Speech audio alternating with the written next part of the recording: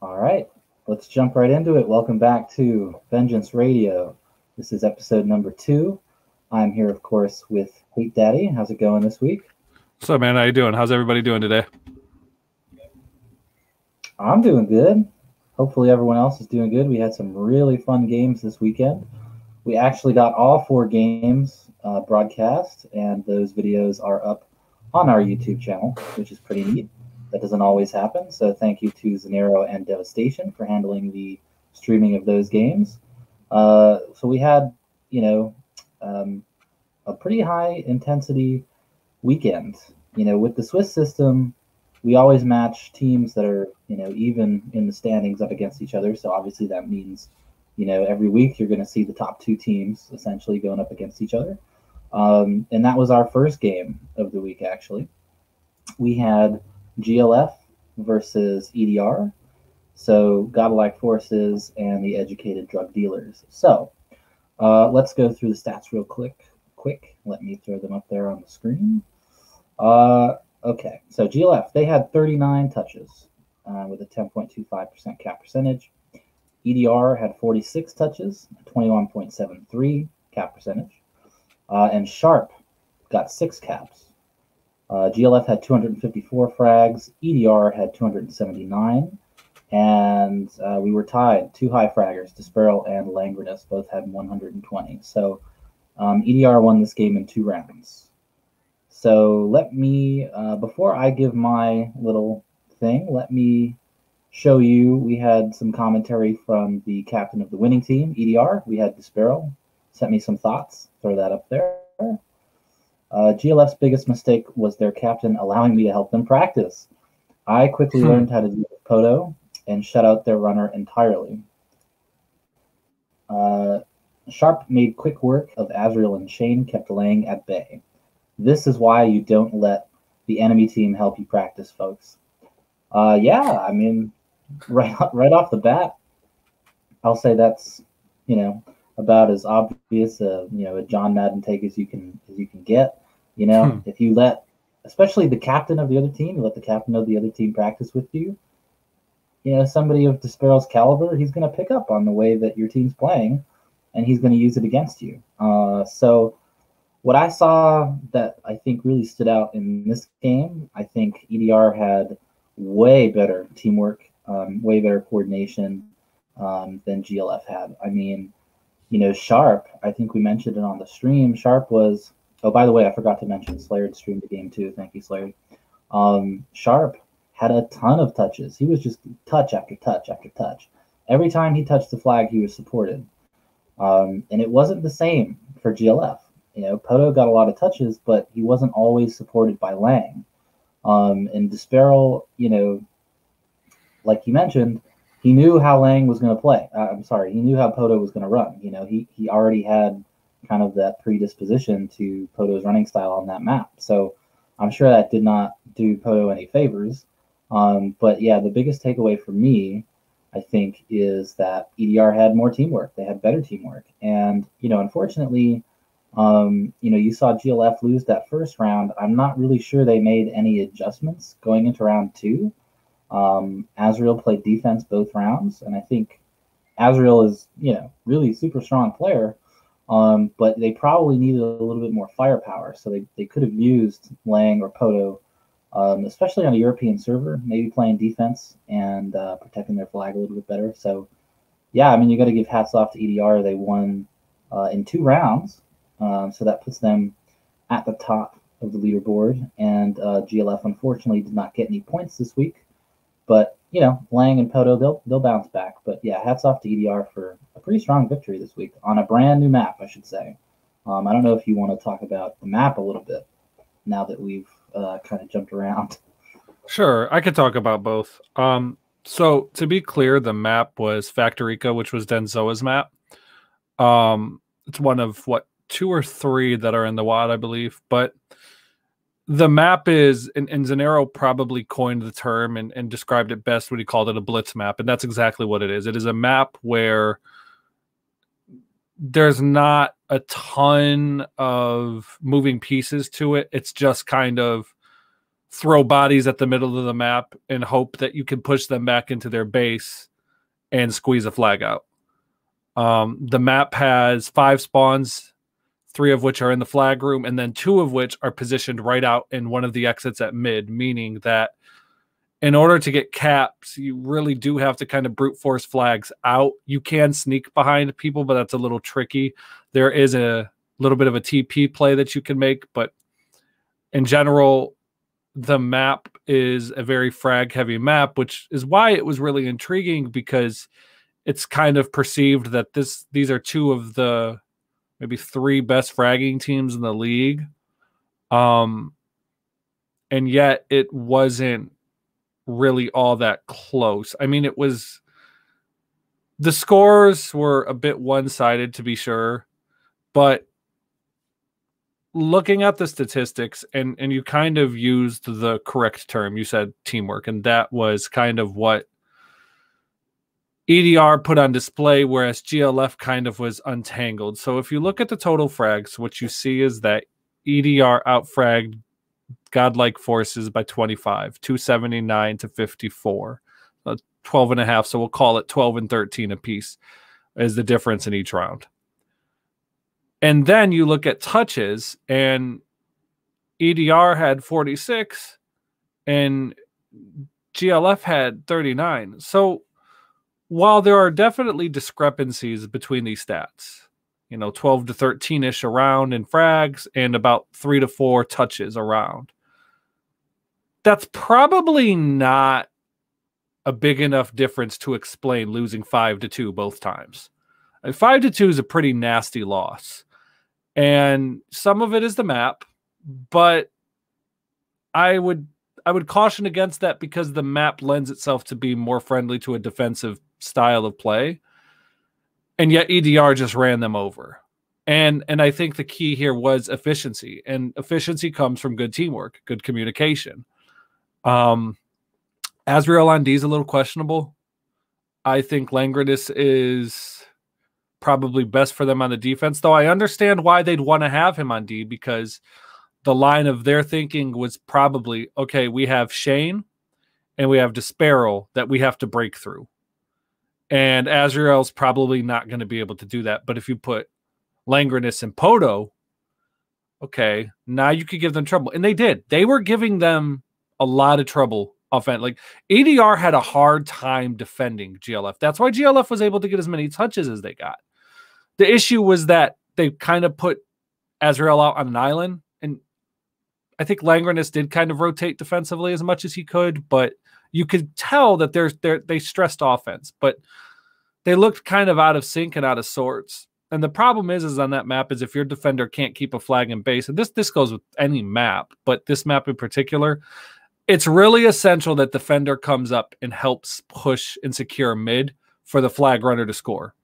If that defender is constantly in base dealing with an offensive player that he can't stop, your offense is as good as nothing. And ultimately, that was kind of the difference. I'm not sure what GLF could have done differently. Because if you put Langrenus on defense, you put Azrael on mid, your offense won't ever get a touch. Like, you're just going to get bullied in mid, and you're never going to get out.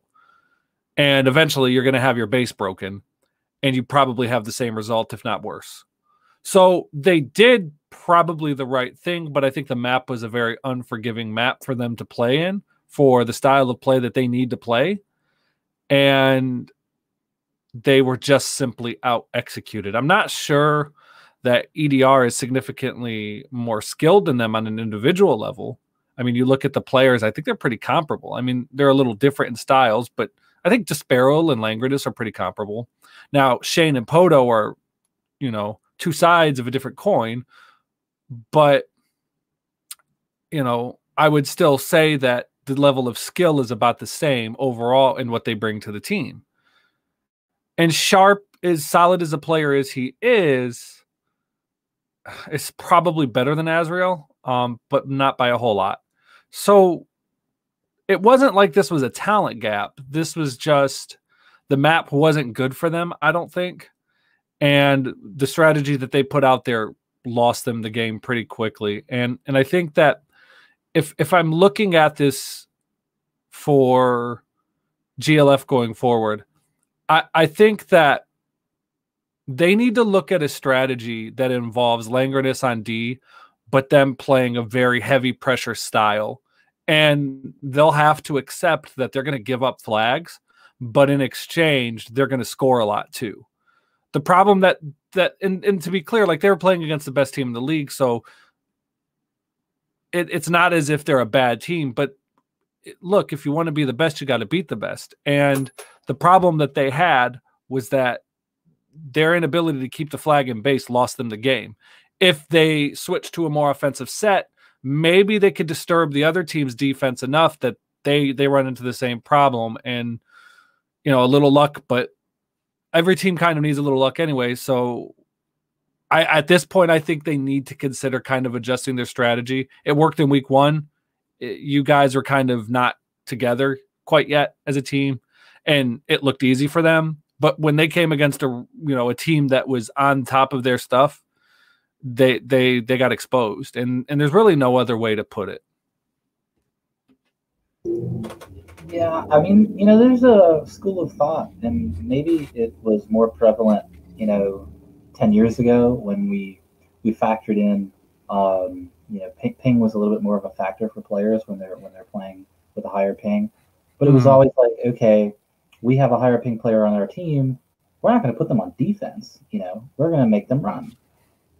So I wonder, like, could they have played like a really shut down defense game where it was 0-0 and maybe they squeak a flag out? I mean, because if you consider that your weakest spot is in the back where you can't really cover what's going to come out of your base, you're obviously going to give up more flags, and if you're going to die anyway, wouldn't you rather?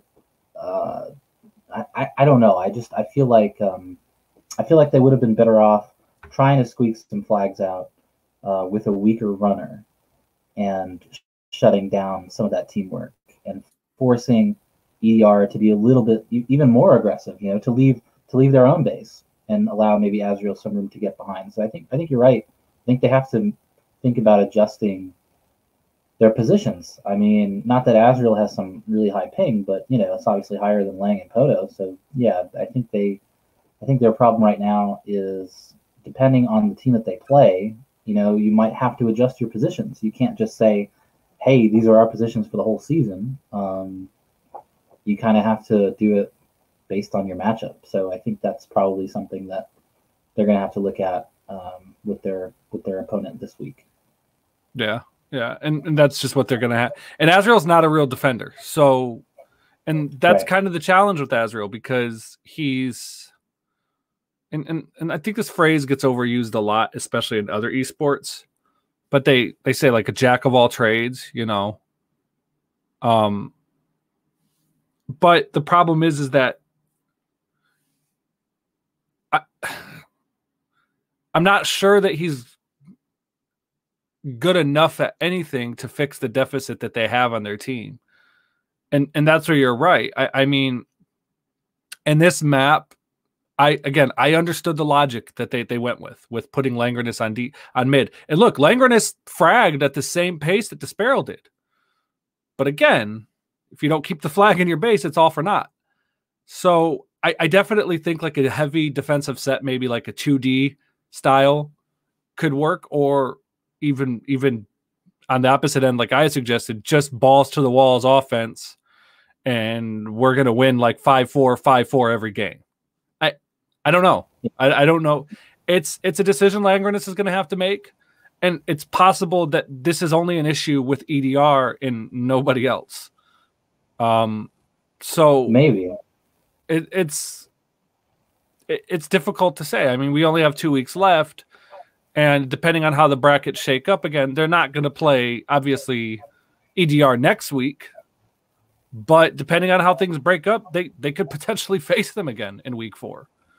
So they might have to come to this sooner than they think. So I don't know. It's interesting. I did say, and you pretty much agreed with me, and I think we both came to this conclusion. We thought EDR was better when we made our predictions last week, and we kind of figured like not an easy win, but not really a hard win. And I think despite the fact that the score looked very one-sided, I think EDR was dominant, but this was still, the score might have been a little misleading if you look at the stats. Yeah, a little bit. I mean, and that's the thing about EDR too, is that they have a team full of players that can play anything. So it's really hard to actually game plan against them because, I mean, you have to look at it on a map by map basis. You know, what they do in week 1 and 2 is not necessarily what they're going to do in week 3. So you're right; it might just be a matter of a really bad matchup for GLF, a bad map matchup as well. I mean, maybe some other maps they might perform better. So I think if you just compare the two teams, you know, EDR knows that they have, you know, a team full of people that are capable of mixing their positions around. And GLF still has time to figure out, you know, how do we fit everybody into different spots depending on the map. So that's definitely what they got to do because they're not going to beat EDR doing what they did yesterday or the day before, or whenever the hell the game was. So congrats to EDR. I have no idea what day it is. Let's go on to the next game, which, by the way, is the only game that was played on a map that is not Factorica, or however the hell you pronounce it. Denzel, let us know. That would be the Chosen Ones versus Pistol Kings 3. We did not think that anyone was going to play the Quake 3 CTF map last week, but of course here we are. I believe it was a coin flip, and it landed on this map, Future Crossings. The thing about this map that makes it a little bit different than some of the maps we're used to, they got those jump pads that are not really like Doom jump pads, they're like Quake jump pads. The middle is very, very compact. There's a lot of fighting over that sphere. And there's like 4 or 5 ways out of the base. So let's say you can run and pick up the sphere. You get into the base undetected, you know, you pretty much got a straight shot out, which is kind of what Chain did. So let's look at the stats real quick. TCO, they had 29 touches, 3.44 cap percentage. PK3 had 20 touches and a 50 cap percentage, so 50%. Chain notched 8 caps in this game. And during the stream, I mean, he was doing stuff. Dev and I were talking about something. Chain scored again, you know. So he had, I can't really call it a breakout game, but he had a great game for PK3. And so in terms of frags, TCO had 160 and PK3 had 224. So 64 frag difference there. That's a lot. Yeah. And the high fraggers were both on PK3. I mean, Dragon had 91 and Toby had 89, but they were essentially... the reason why I put them both there is because if you watch that game, they were completely dominating the middle. I mean, there was nothing that Legion or Daston could do to get by them. They were just, you know, you put Dragon, and I've played with Dragon many times before, and, you know, depending on the map, I'll just say, okay, Dragon, you know, you're going to sit in the middle and you're going to kill everybody because that's what you do well. I mean, that's one of the things you do well, but, you know, you're a ridiculous fragger, so you're just going to get in the middle and, you know, fucking go ham. And that's what he did. And Toby really stepped it up. Toby's kind of a, you know, underrated commodity to have. I mean, I think he's more well-known now, but he fragged just as well as Dragon did. And like I said, you know, they were getting almost every sphere pickup. They were taking out everybody that was trying to get across that middle. They almost didn't really play defense from inside the base. They essentially played defense from the middle. And that really prevented TCO from doing anything. And it allowed Chain to sneak in to TCO's base and to essentially pick up the flag and run straight across almost every single time. I mean, he did it 8 times. So, they just completely dominated that map. And I think... let me pull into what Dragon said here. Dragon gave me some thoughts for the game. He said, I didn't know what to expect going into this week. Last week was close to a disaster, to be honest. And our practices for this week weren't by any means that good. I went into the game thinking that this is a map we shine at, but in some cases it can backfire quite hard. This was not one of those cases. Shane and Toby and myself, if I'm allowed to boost myself a little bit, all played close to perfect. We outdid what we did in practice by a ton. I think this game shows our true potential as a team. So yeah, I mean, I don't think his week 1 game was a disaster. I mean, but everyone's overly critical of themselves. But this definitely showed what PK3 can do if they're organized and they get the right map and the right matchup. A team full of veteran players. Not that Legion and Dastin haven't been around for a minute, but they really had a lot of good teamwork. And that Dragon Toby synergy that I think someone who he's kind of like the person, he's kind of like Voldemort, I'm going to stop saying his name. But he said something about how Dragon drafted all of his closest friends who barely touched Zandronum. That might be true, but you can't discount synergy and how important it is in a tight game or an important game. You just can't. If you can, it's like when I play with Ralphus. Really, it's the only other player. I mean, maybe Dragon. But when I play with Ralph, I know what Ralph is thinking constantly. And there's just certain people that you have that with, and it's like I could go 5 years without playing with him, and it would be the same thing. So you can't discount that synergy. And Toby is not going to show up and just be like, I don't need to put any practice in. I mean, Toby's going to come, and he's going to come to ball. So, I was pretty impressed with that, and I expected it to be a little closer because of Legion and Dastin, but PK3 just kind of took over the whole game. So TCO has some work to do moving forward. Yeah, so I think Dragon had said last week was close to a disaster.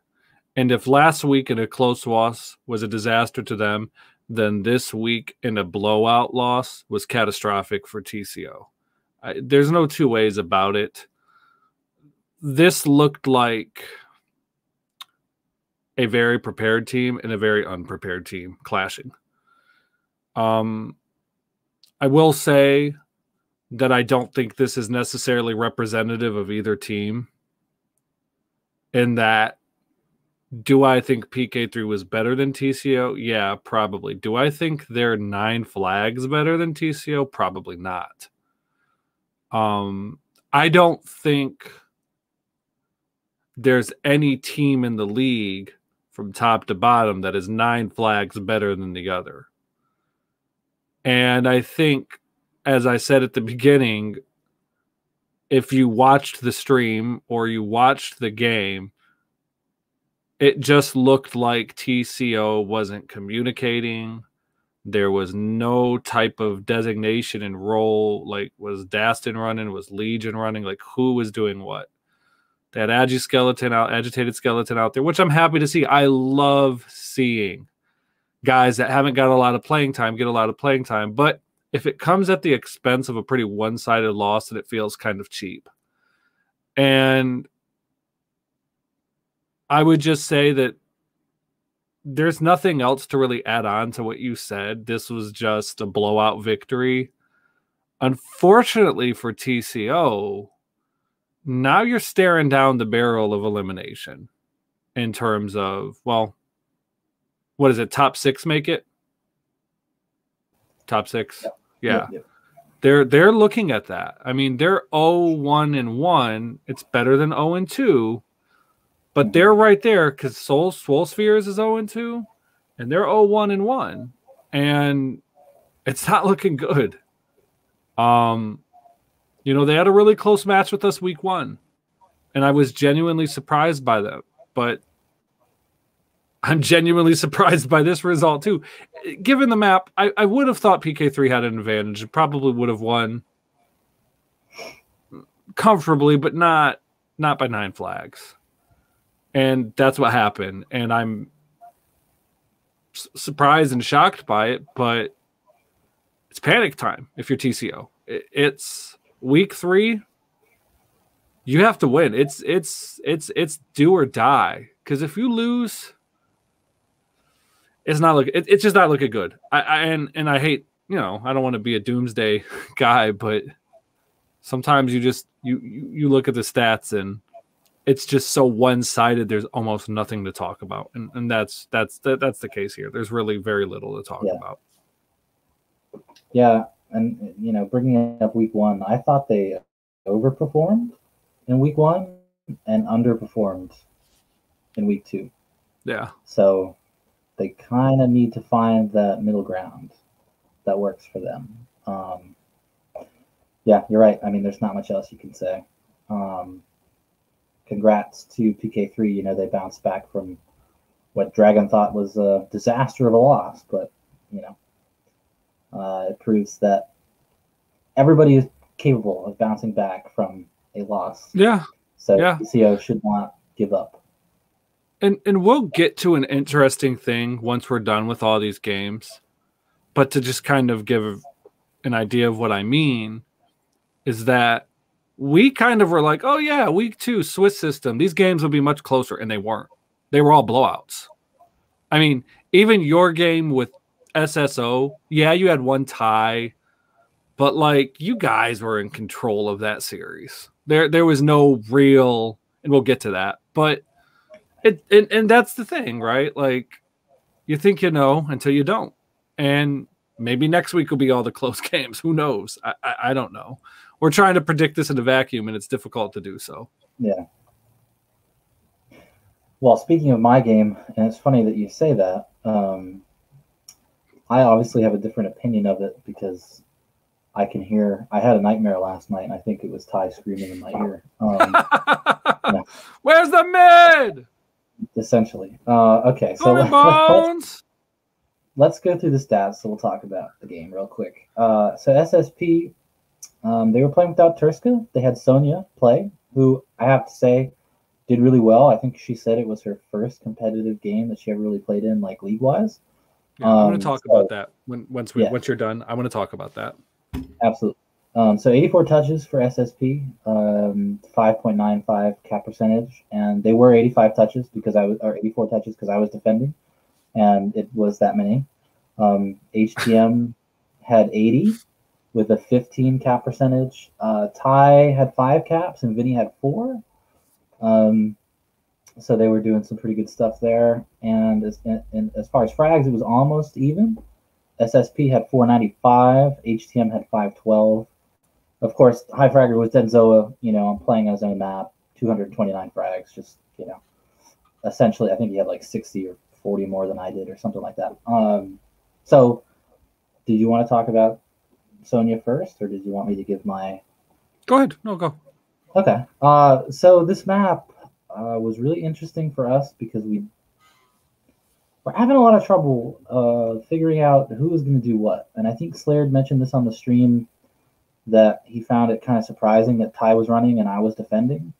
I'm not sure that's so surprising necessarily, but I think me and Ty are both more known as defenders than anything else. So, I mean, you know, Ty's style of defense, whatever that is. But, you know, we practiced a lot of stuff, and a lot of stuff worked for us, and a lot of stuff just didn't work. But I think what worked for us in the first round was Ty and Vinny really had good synergy, covering each other, good communication, and that wasn't always prevalent in our week 1 game. You know, once we went down, we weren't really communicating well with each other, whereas week 2, the communication never stopped. And I think they kind of did SSP's lineup in round 1, or the way they positioned themselves. Denzoa wasn't really pushing into the base as much. He was kind of letting Sonia come in and get a bunch of touches, and he would come in and kind of help her.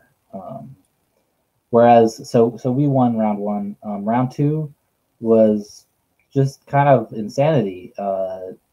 Sonia and Denzoa discovered the plasma, and they used it actually really well against me. So one of them, I don't know whichever one it was, one of them would come in with the plasma and fuck around, and you know, it's like you think, oh, it's just a plasma, like I can dodge this. But if you ever actually have to dodge someone using a plasma, in a game, it kind of throws you off a little bit.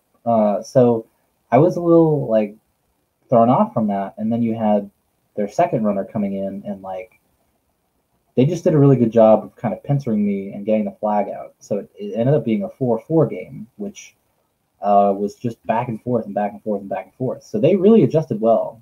And then same with round 3. I mean, round 3 looks like it was a blowout because it was 4-1. But those were, those were hard-earned flags, those 4 flags. I mean, I had a couple pickups. We had a couple instances where Ty died before you get into the base, and we picked up the flag like 8 times or something before we scored. So, a couple good things went our way. But I mean, I don't want to necessarily talk about my team. I mean, I'm happy that we won, and I'm happy that we, kind of overcame some of those communication issues from week 1. But I do want to highlight Swolsphere and, I mean, their ability to adjust, and Sonia's ability to just jump into her first league game and, kick some ass like that. It was really cool to see. I'm sorry that Turska couldn't be there because, I always love to play against a good competitor and someone as good as Turska. I mean, I'm sorry he couldn't be there, but Sonia did a kick-ass job, I have to say.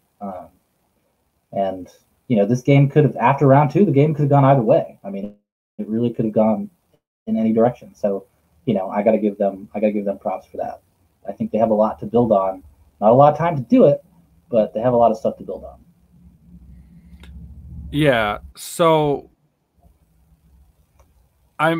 there's no reason for me to really talk about the game itself, because you kind of already highlighted all that, and because you were in the game, you would know better than I would. Like I said, from my observation, it looked like you guys had it in the bag, even though it felt closer. But I was really happy to see Sonia get gameplay, because for a lot of people, for most people, I would suspect in the Doom community, we all know of Sonia. She's been around forever. And it's pretty cool that she got to actually get into a league game.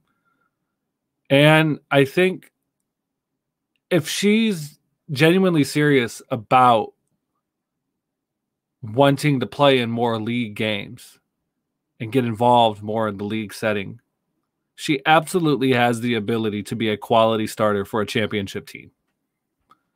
The mechanics are there. The game sense, not quite, because she's been a pub player most of her time.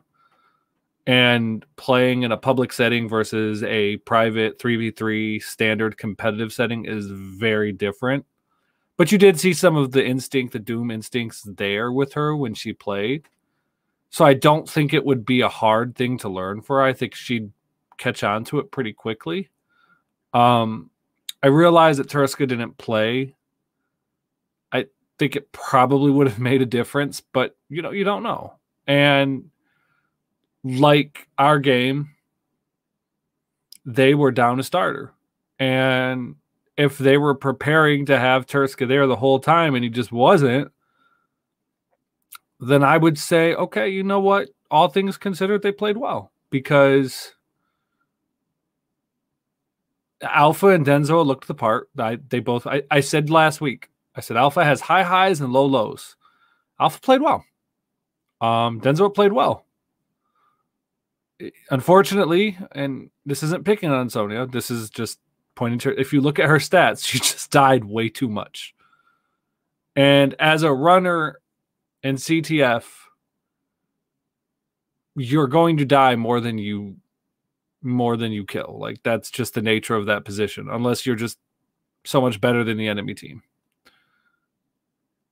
And for her, if she's going to be an O, while I think the instincts to be a good runner are there, you can't die as much, and you have to look to frag more. And it was odd because I would watch her and I'd just see her play, and she would just take like really weird fights where it's like, no, don't stop and fight. Like, just leave. Let your backup have you. And then she would just run like face first into the base into 2 or 3 people and die. And she would just do that over and over. And that's not making fun of her or anything. That's indicative of a player that's just not used to this setting, because that works in a public setting, but in a private, like coordinated setting, that's how you get run over. And I hope she wasn't discouraged, because I think all things considered, she played very well. And I hope she comes back and plays more. I hope she plays in other CTF leagues and she gets this chance to start, because I think if she's serious about this, once again, she is one of the worst kept secrets in the league. I think very highly of her as a player, but it's mostly potential. That said, as I said, I think she'd learn pretty quickly because of her experiences. Yeah, I mean, as the person that was defending against her, I think I could see her improve throughout the match. She was doing a lot of things that veteran players do, which is they notice how a defender is playing and they try to adjust to that. So I had to move myself around as the defender a lot. I had to, kind of pull out, some tricks that, like just trying to move my position around and, do different things. And so she was definitely like catching on to what we were doing. So you're right. There's a lot of potential there. And she's on a really good team to learn some stuff. So hopefully she does not get discouraged, because I thought she played great, for her first game. She played a lot better than, to be honest, some of the players that played in games this week for their 900th time. She played better than them. So, don't get discouraged. Keep playing. Big ups. Shout out to Sonia. Good job. Keep it up. And our last game of the week, which happened yesterday, was your game. I'll go through the stats. We got thoughts from Stal, and we got thoughts from Slared. And I'll explain why Slared gave thoughts and not Tiger shortly. Whoops. That didn't work the way I wanted it to. Let's fix that. Hang on one second. So Tiger, unfortunately, was unavailable for the game, which is why Slared gave us some thoughts. So here, let's go through the stats real quick.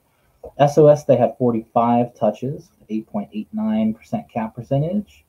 BNZ had 48 touches with a 20.83% cap percentage. And XWiz had 7 caps. So he had his version of the coming out party.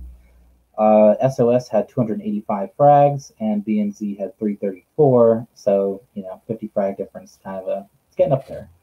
And the high fragger was XWiz with 121. So let's get some thoughts from Stal. He said, well played for SOS. It sucks that Tiger couldn't make it last minute.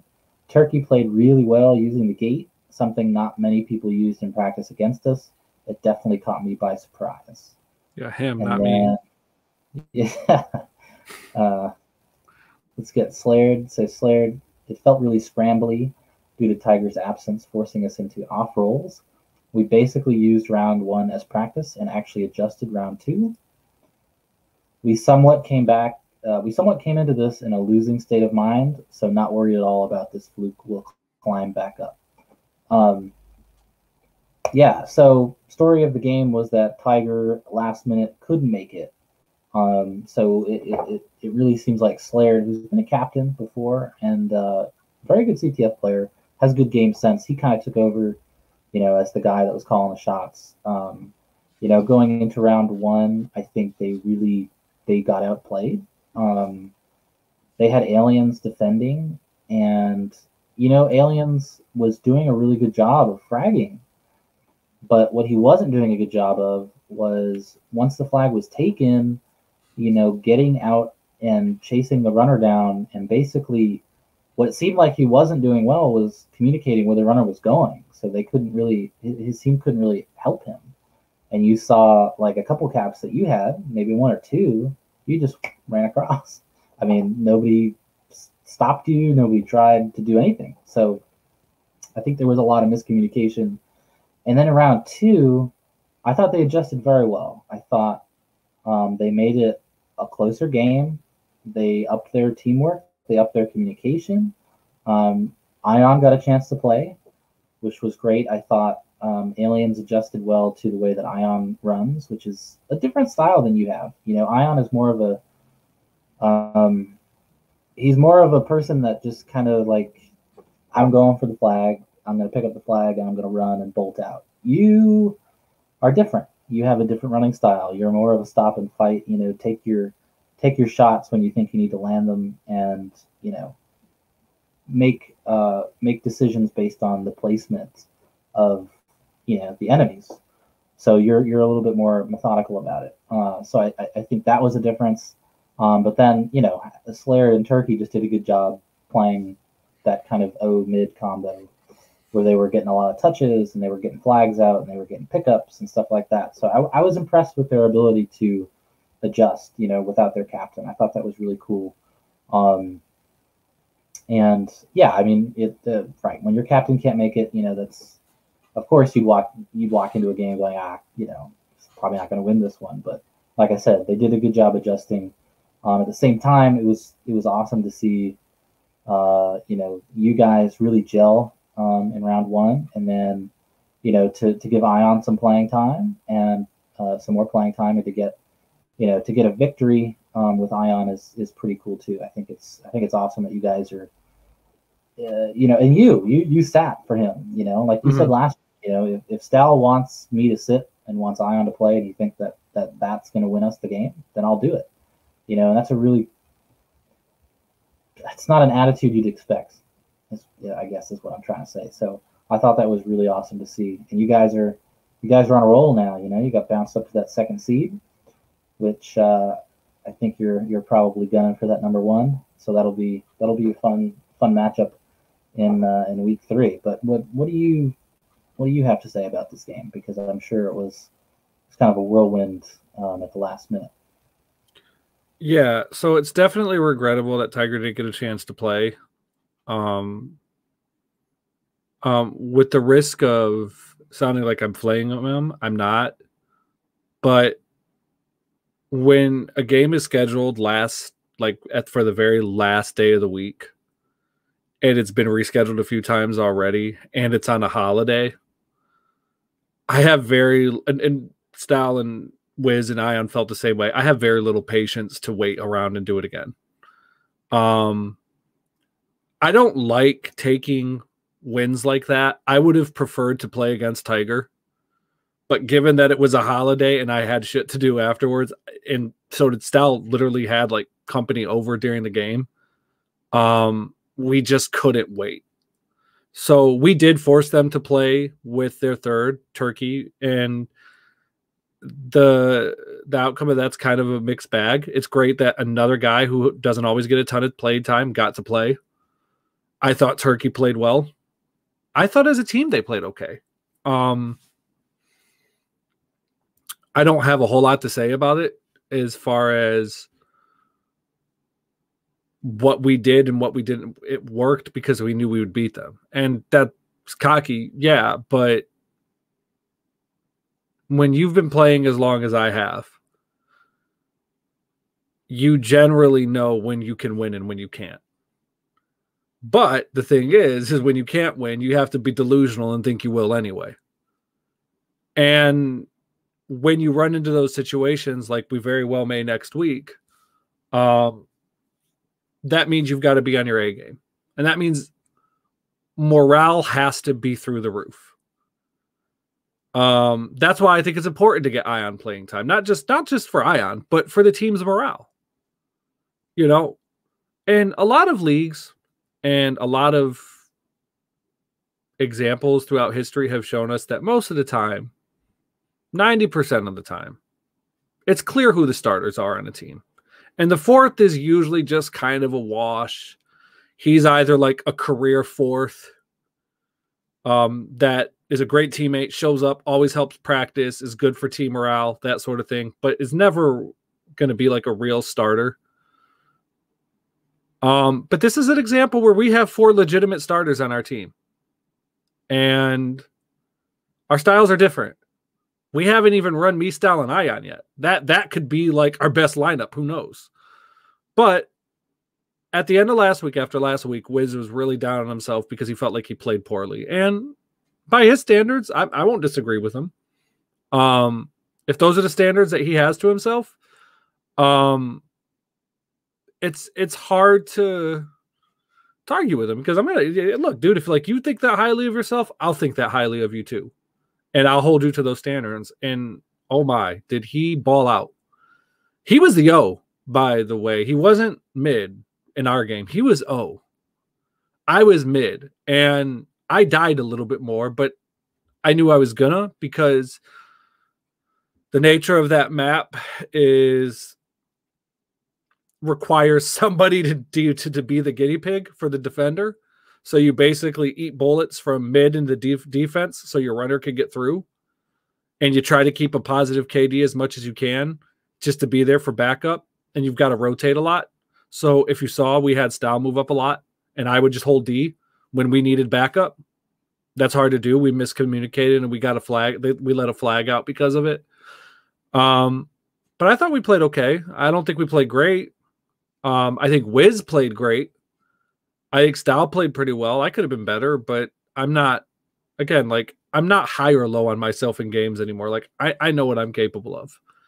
And I don't need to start another game for the rest of my life to feel satisfied with what I've done and what I'm capable of. Because to me, at this point in my doom career, if you will, my doom career, I value getting other players that haven't had an opportunity to play as much into games. And like I said, there's a part of this that was for the team and is independent of how Ion feels. And then there's the part of this where how Ion feels does matter, because Vengeance CTF isn't the only CTF league. So I don't want to just take and rip this spot away from Ion and be like, okay, you won't play anymore. You know what I mean?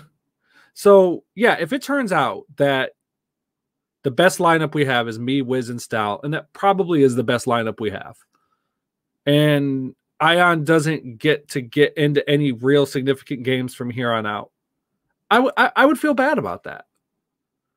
As a captain, Stal has a decision to make. He has to put the best team out there, and I understand that. But for me, if we're in a position where I feel like we're just outmatching the other team, put them in, let them get game time. And we did. And I thought it was awesome. And the styles that we have are very different. Ion is a much, much better natural runner than I ever was. I tried coaching him up after the game a little bit, just say, hey, look, like, there's some things that you did that were great, but there's some things that you did that weren't so great. I think he needs to anticipate a little bit better. He gets out of the base really cleanly, but then he's like surprised when the guy's like waiting for him, like at the exit of the base. And that's, you know what? Like, if you've never played defense or you've never flexed around in other positions, that's not necessarily intuitive. So for me, because I've pretty much played every position you can play, I don't touch the flag a lot, but I do when I'm like, hey, if I touch this, like, I might score. And that was kind of what I did in the game against them. I don't think I had very many touches, but when I did, it was like, oh, yeah, you just walked through mid and nobody touched you. And it's like, yeah, of course, because I knew I could. Given what was being said in comms and what I was seeing, like, yeah, I just fucking waltz out of the base. And Ion just might not have that sense yet. And the only way him, Sonya, Turkey, any of these players who haven't had a ton of competitive experience are going to get that sense is by playing. So I was thrilled that that's what we saw this week. We saw a lot of players who didn't get a chance to play. Agitated Skeleton, Sonya, Ion, Turkey. I love it. I love it to death.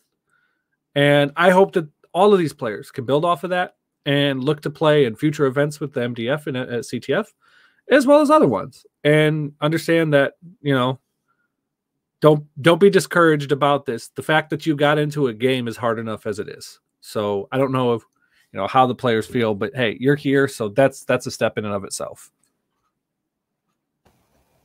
Yeah, I agree, and that's why I mentioned that it's not really an attitude that anyone would expect to see, because everyone's just so, not that you're not focused on winning, but you have kind of a broader outlook on the game in general. So allowing someone else to play and giving them that time to grow is how eventually you can retire and not have to drop it. It's not even about retiring. Like, if push comes to shove, put me in, we'll win. But it's not about that. Like, we could lose the rest of our games, and that would suck. And I'm still a competitor, but I'm at a different point in my life. I'm at a different point in my Doom career. Because I've won before. It doesn't, whether I won 5 more championships or not, a single one won't make a bit of difference to me. Because I have broader, like you said, I have a broader perspective on what I want to see in the game. And I still love to compete. That's why I do this. But I also love seeing new players get game time in and watching them shine. I love that too. And you could do both. You could do both. You could absolutely support new players without being a dick, by the way. That's something previous generations did not do with us. That's true. So, yeah. Rock on, new guys. And they're not even necessarily new, but newer to the competitive scene. Well, compared to us, who isn't new? Dinosaurs, yeah. Well, yeah. We don't talk about that. No, we don't. Moving on from that. So, yeah, some really exciting games in week 2. Like you mentioned, we were expecting with the Swiss system that the games might be a little closer. They weren't really. So maybe that'll come true in week 3. Just to really quickly go through the points that everyone has in the seedings right now. We have EDR with the first seed, they have 8 points. BNZ with number 2, they have 6 points. PK3 at number 3, they have 5. GLF number 4, they have 4. SOS is the 5th seed with 3 points. And HTM also has 3 points, but they are the 6th seed. TCO has 2, and SSP has 1, so they are the 7-8. So that's going to be the matchups for week 3. We have EDR versus BNZ, PK3 versus GLF, SOS versus HTM, and TCO versus SSP. Now, before we get into any actual predictions in the games, I wanted to talk about the maps because we have a pretty interesting mixture. This week, we've got map 17, Buntalophagus, which is a map that's been around forever. It's one of those classic Doom CTF maps. Everybody knows map 17. And it's matched up with 2 brand new maps. We have map 38, Thermoelectric from Aura 01, and map 49, my dog's making some weird noises over there, Sago, which is another Denzoa map. So just looking at these 3 together, map 17 is breakneck, like, wrists falling off. It's going to be a really fast map if anyone plays it. I would think that the majority of players would play it, but at the same time, maybe they'd think, kind of like I did in week 1, where I talked Ty into playing the Smart CTF2 map. Like, hey, this is a new map. This could go really well for us because there's not a lot of people that have experience on this map. So it'll be interesting to see, how the votes go. Thermoelectric is a little bit more, well, okay, it's way more wide open than map 17, but it's got some interesting parts to it. It's got some close corridors. You can have those close matchups. You might run into somebody and might run into like a barrage of rockets down a tight hallway kind of thing, or you could have some wide open space SSG battles. So it's kind of got everything, and it's got a power up in the middle. I believe it's a mega armor that is different, or it could be a sphere. That's You can get it with the lift. So you're gonna see players kind of congregate around that. And then map 49, Sago with Denzoa has some like side hallways that lead sort of into into the bases, and there's a lift that goes up there. It's a little bit darker and it's not quite as wide open. So I think in terms of players that are getting flags out, it's going to be kind of easy for them to like make some sharp turns and get some like confusing runs on the defender. Like get out of the base really quickly.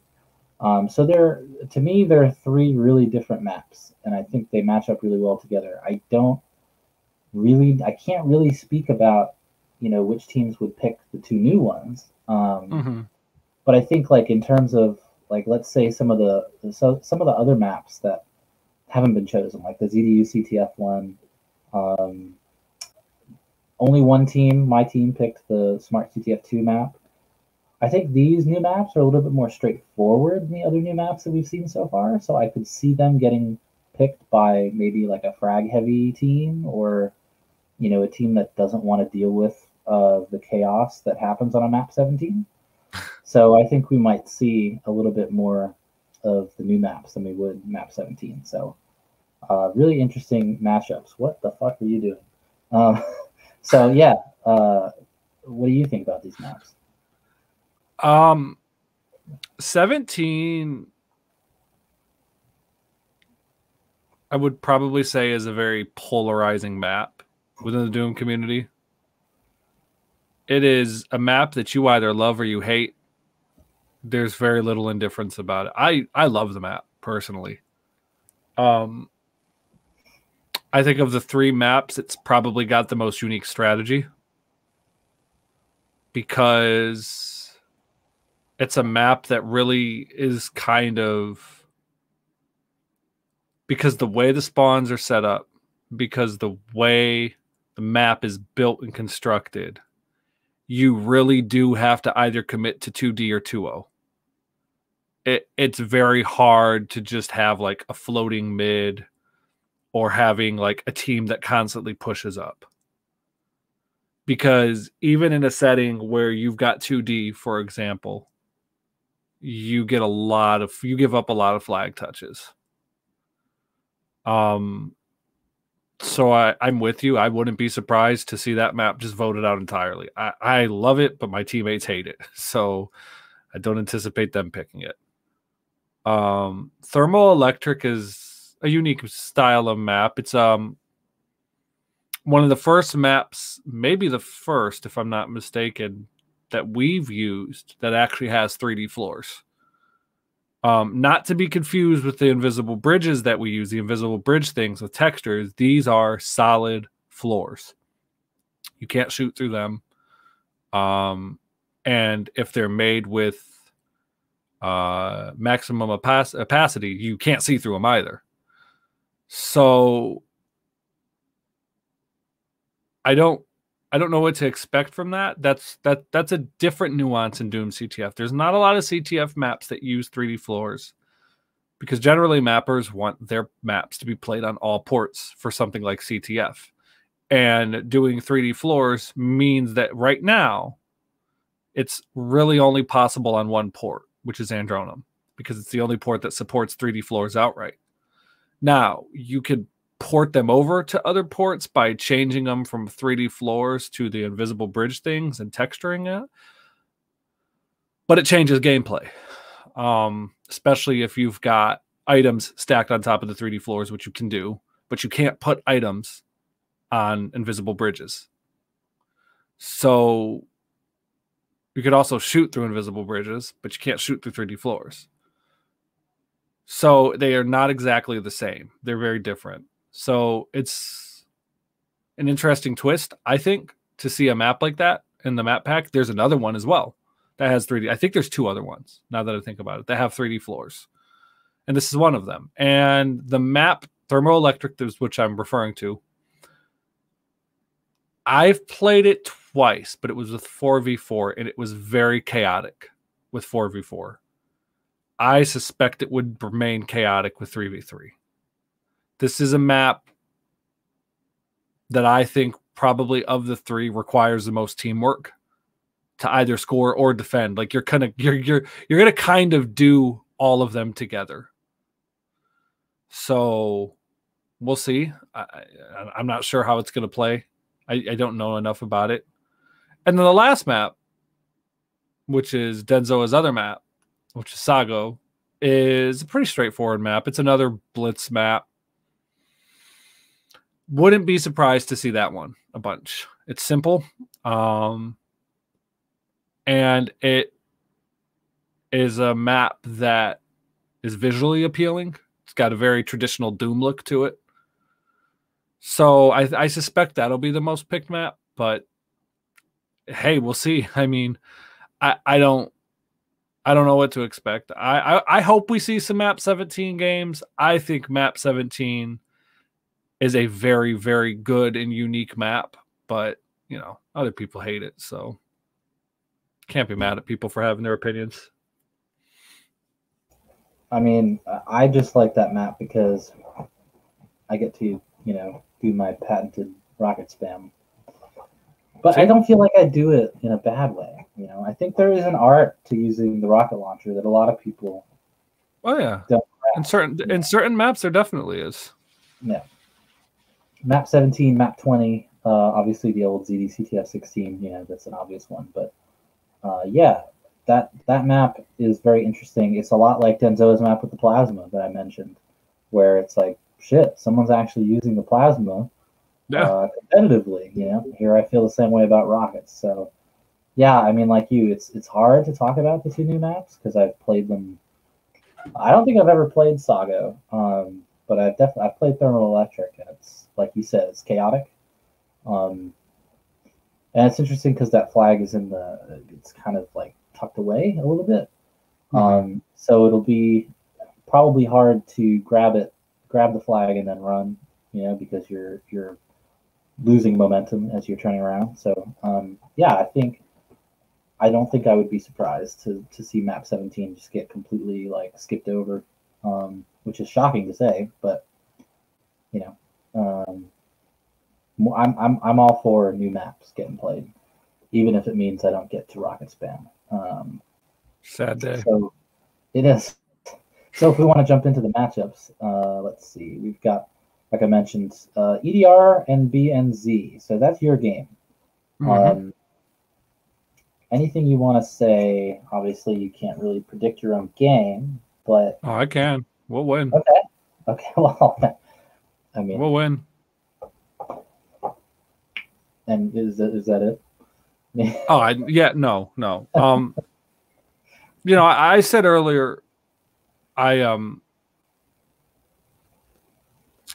think EDR is probably the most refined team of the 8 teams in the league. Pound for pound, I actually think we might be better. I think me and Stow kind of offset to Sparrow and Shane, and I think Wiz is just better than Sharp. And then our fourths, it's not even close. However, they are two players on the, you know, they've got Shane. I have more than one eye, dude. I'm not Lord British, but throwback. So I hope he doesn't watch these. He doesn't. There's no way. Not a chance. Yeah, not a chance. I mean, if he's watching them, he's not really okay. Go ahead. Oh God. I would say that where they have an advantage is that they do have better ping than we do. Ooh, 4-eyed. But they also probably don't have as much experience as we do. But look, they're two guys that are on top of their game. I'm really excited to face them. It's going to be tough, whichever map we play on.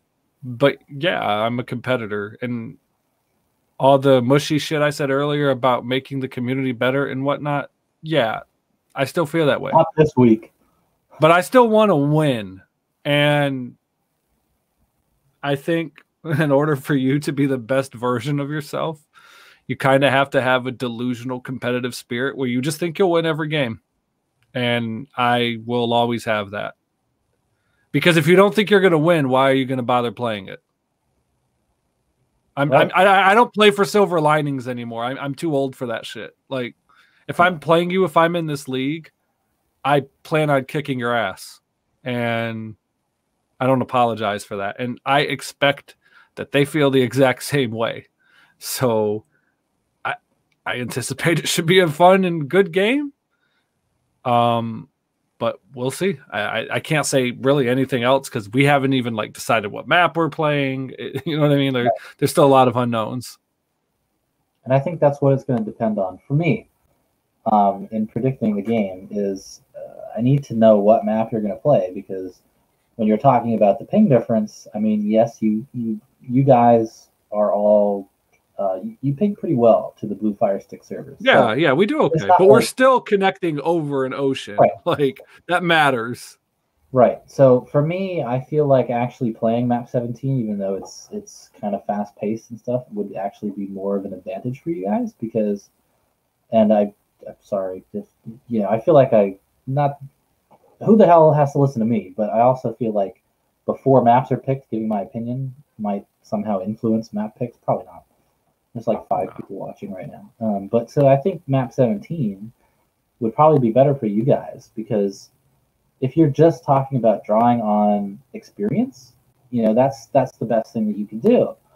And to have these 2 new maps that, to be honest, are a little bit more wide open than I'd like them to be. You know, it's not my preference to play a map like that, because if you're going up against someone and they have lower ping and you have higher ping and you don't really have anywhere to hide, you know, they're going to win the majority of the time. They're going to win those battles. I mean, it's just I don't need to explain that. I mean, it's, you know, so I feel like map 17 for you guys would be the better matchup. So it's tough for me to call. I mean, I don't think it's going to be map 17. I really don't. So I'm going to go with EDR, and I'm going to go with EDR because, because of the ping factor. And all right, I'm out of here. Shit. It's almost like, you know, when Stab's drunk. I mean, I'm doing the show by myself anyway. Not a shot. Not at all.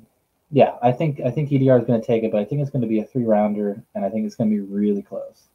Now, if you guys pick map 17, I'm going to do a 5-minute Vengeance Radio 2.5 where I change my pick to BNZ in 3. But either way, I think it's going 3 rounds. If it's map 17, it's BNZ. If it's another map, EDR. So those are my thoughts on that one. The next matchup, PK3 versus GLF. So we talked a lot about these 2 teams. I mean, PK3, you know, they improved a lot, but to your point, I think a lot of it had to do with the map pick not really being advantageous for their opponent in week 2, that they were able to kind of dominate the middle. When you look at these maps, PK3 matched up against GLF, I worry about PK3 because, you know, Lang and Poto are potent. You know, they're a really good combination together. And you give Azriel, again, we go back to the wide open space thing. You give Azriel some wide open space, and he's a really strong fragger. I mean, he's probably going to outfrag Chain, and he's probably going to he's going to outshoot Chain in a wide open space. That's what I think. So unless, you know, PK3 has someone else running, if they have Dragon running, then it might be a different story. But then who plays defense? So that's my concern with PK3 there. GLF, you know, they have to. Do they put Azriel on defense again, or do they say, okay, you know, this didn't really work for us last week. Can we maybe try Azriel just as a fragger? I don't know.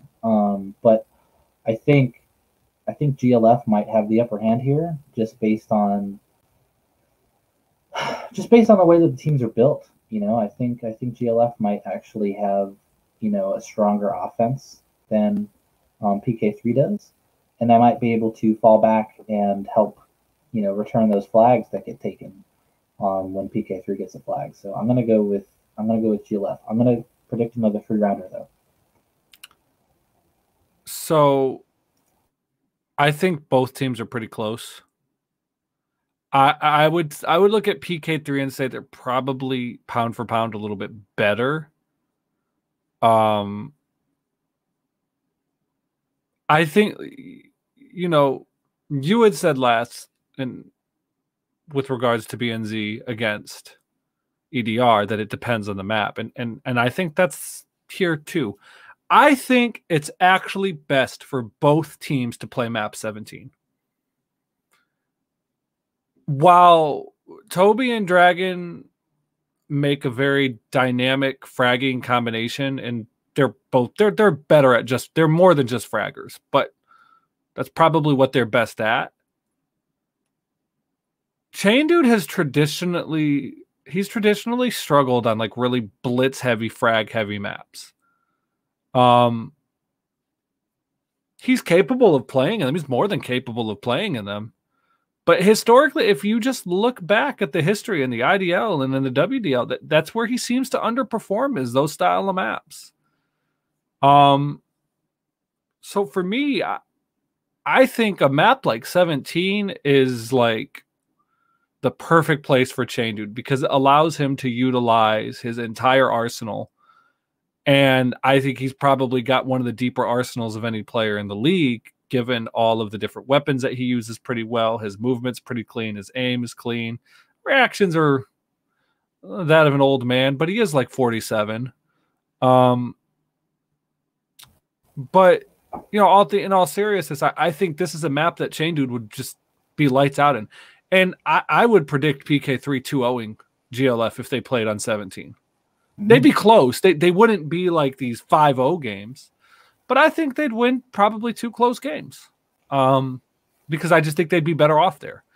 If this goes to Thermoelectric or Sago, I think this then flips, and this becomes advantageous for GLF. In those 2 matches, I would probably have GLF winning.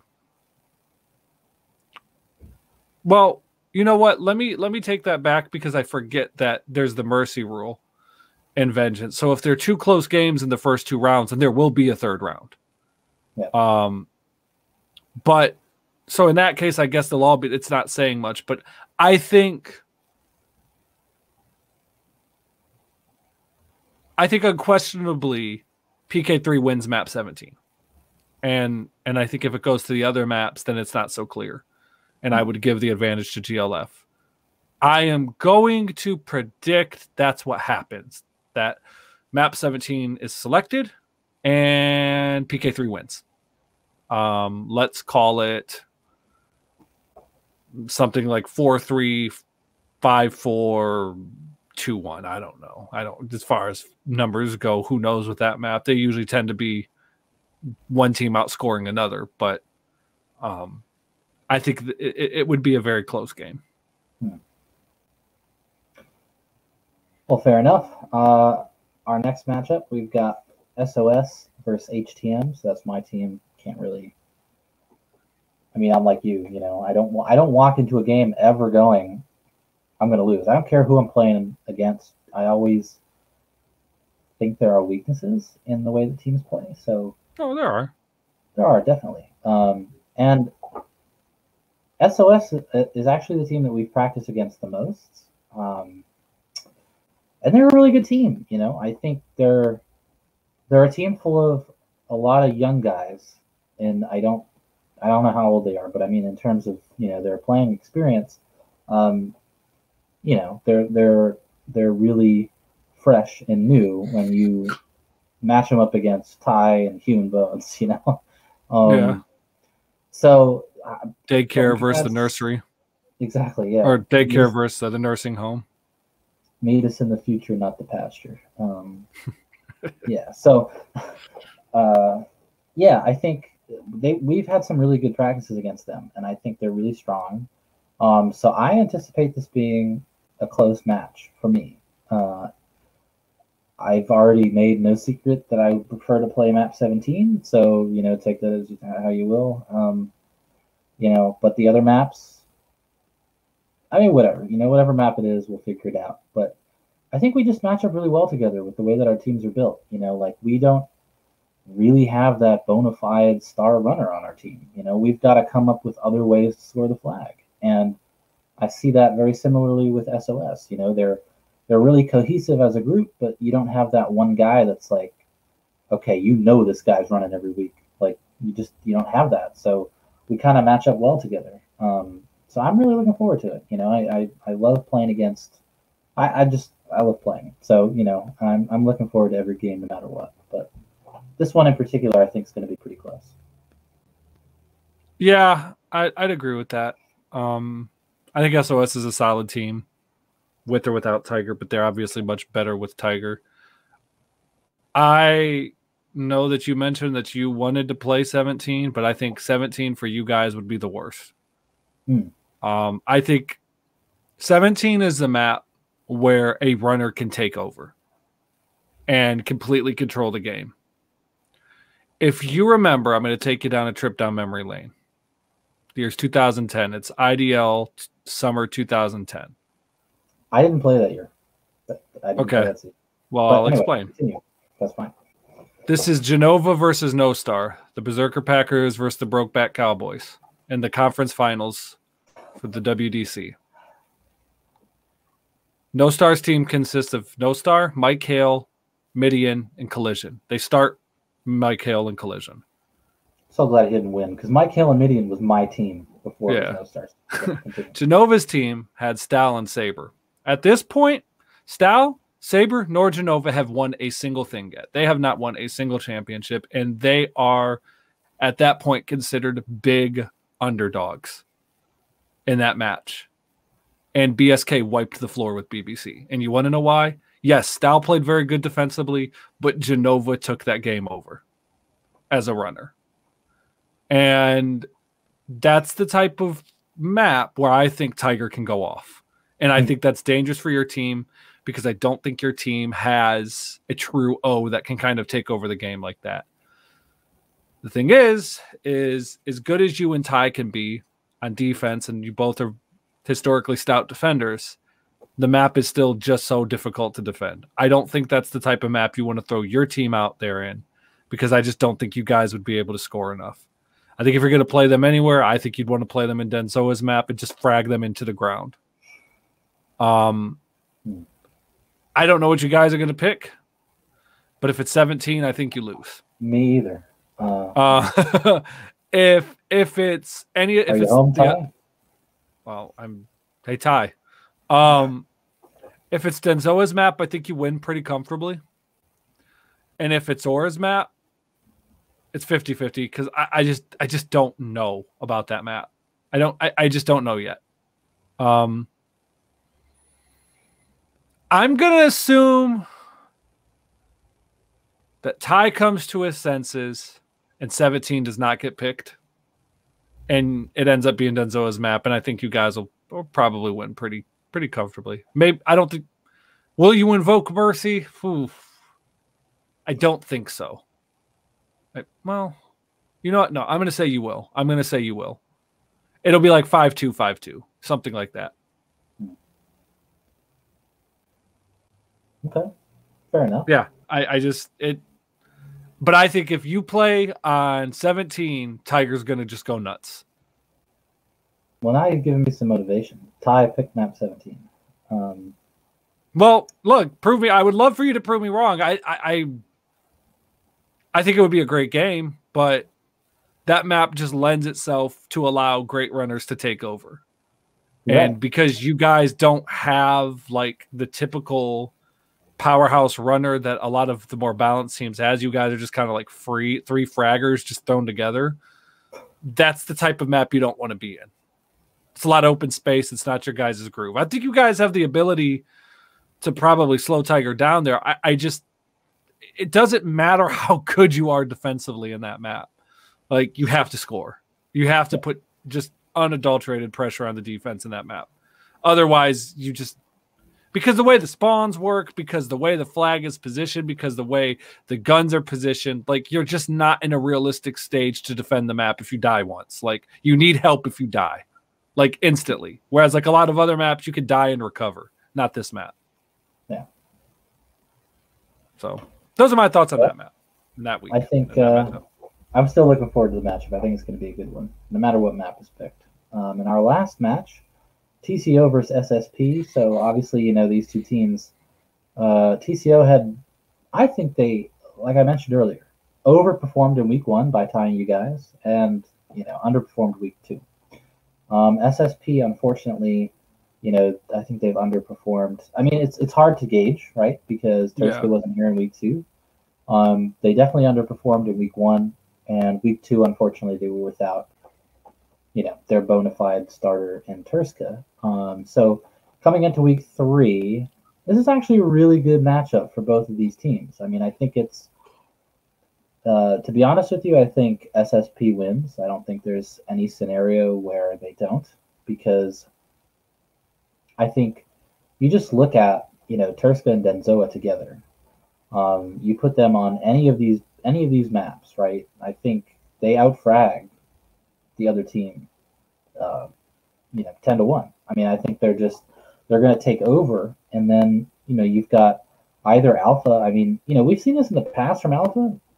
He sat himself as the captain, and he'll allow the other teammates to play. I mean, maybe he looks at it and he goes, maybe we need Turska and Denzoa and Sonya running. I mean, I don't know what he's going to do, but there's a possibility of that happening.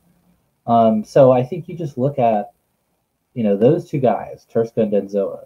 I think they can take over any of these 3 maps, and I think they're going to do better probably on 38, you know, Thermoelectric and Sago, because map 17 is just a little. It's almost unpredictable. It's really almost. It is very unpredictable. So, you know, obviously you want to go with the choices that are going to, you know, give you the best chance to win. But they could do it on 17 too. I just think when you look at pound for pound, to use your terminology, player for player, I think SSP has them, you know. I think they edge them out. So I'm going to go SSP in 2, and I think they probably end up playing Thermoelectric, because I think they're not going to want to play 17, and TCO is not going to do the same thing that we did and allow Denzo to play his own map. So I think they're going to play Thermoelectric. That would be my prediction. I'm inclined to agree with you. I definitely think SSP will win, but yet I also thought SSP was going to be 2-0. And here they are, 0-2. So I don't know. I don't feel. I want to say SSP just should be better and should just win. And despite the fact that Denzoa has good stats, hell, Alpha has good stats. They're just not winning. I don't know what's going wrong. It's not working. And sometimes you just, you know, sometimes you see that with teams throughout competitive CTF history where you're like, oh man, like that team right there, that fucking team right there, that's going to be the team that wins. And then they lose like every game they play. And there are a variety of reasons why those teams don't work out. Synergy. They just don't practice. They just take things for granted. Like, who knows? So I don't feel great about picking them. I really don't. But I'm with you. Every scenario that I look at, I just see them winning. Even 17. I just see them winning. Now, if Turska's not there and they play 17, okay, I could see TCO winning that. Sure. But if Turska's there, I don't see TCO winning. And I don't think they'll draw mercy on them. I think it'll go 3. But I think it'll just be kind of like, all right, like they're hanging around, but TCO doesn't really have a chance. Yeah. But it depends on whether Turska plays or not. I'm not sure why he didn't play last week. I don't know if the schedule just didn't work out or what. But I'll say for all these teams, I'd love to see players that don't get a lot of time to play get in some game time. I think with Sonya they'd win 2 of the 3 maps with Thermoelectric and Sago, but I don't think they'd win 17 without Turska. So I'm gonna say, you know what, SSP in 3, but kind of like in sports, pulling away in the last quarter, if you will. Well, before we sign off for the week, I want to know, who do you think? Give me the player that you thought performed the best in week 2. Who do you think is the best player, the MVP of week 2? I mean, call me a homer, but it's hard not to say X-Wiz. I mean, top frags, top flags is a hard thing to pull off. It doesn't happen very often, and he did. I mean, Despero played great. Langridis played great. I thought you and Ty played pretty well. I thought Aliens was okay. I thought Turkey played pretty solid, but yeah, I mean, for me, I think it's X-Wiz. I mean, that's my pick for the week. No, I'm going to agree with you, and I'm going to agree with you because exactly what you said, which is, if I can spell that right. Did I spell that right? You know, the ability to have the most frags and the most captures. I mean, that's just totally, completely taken over everything. Yeah. So, yeah, I'm going to go with X-Wiz, and I'm going to throw that up there. There you go. You did it, buddy. Oh, we have a comment. Biased. Yeah, well, you're probably right. But well, I thought Despero was the MVP of week 1, if it's any consolation to him. I thought he looked the best of anybody week 1. Maybe Tiger. You know what? Tiger might have been week 1 MVP, actually. Sorry, Despero. Try again in week 3, though. Yeah, you've got a chance to take over. Yeah. But I don't anticipate that happening. This is also very biased because like I get a chance to sit up here on a mic and say this and he doesn't. It's true.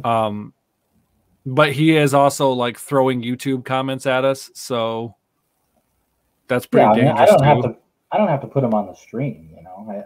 I decide to do that because I'm a nice guy, I think. You know, we got one more, and now let's see.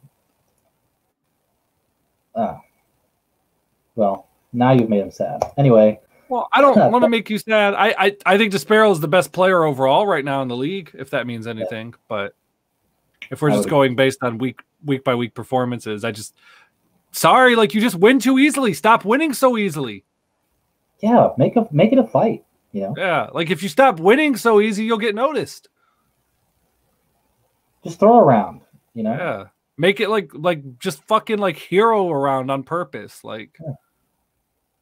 That's what I did every playoff game and every finals that I made like 8 rounds. I was like, I'm just gonna fuck around for like 3 rounds, and you know, I'll come back. See what happens. Right, make it interesting. You know, life's got to be interesting. Anyway, thanks, Hate. Do you have anything else you wanna say before we sign off here? I've got nothing. Let's just get ready for a fun week 3. We're halfway there for the regular season, and then the playoffs start, and that's when the real fun begins. Yep, I do believe home fields will be picked either in the coming days. So hopefully Dragon can get his ass online. We'll start getting some home field picks. Despero would like some help in week 3. And we will sign off from there. Thank you to everyone for tuning in. And hopefully we'll see some more streams in week 3 from Zanero, possibly Slayer, and maybe even Devstation. So, hey, Shane. All right. My nose, sorry. Yeah. We'll catch you next week. Next week, guys. See ya.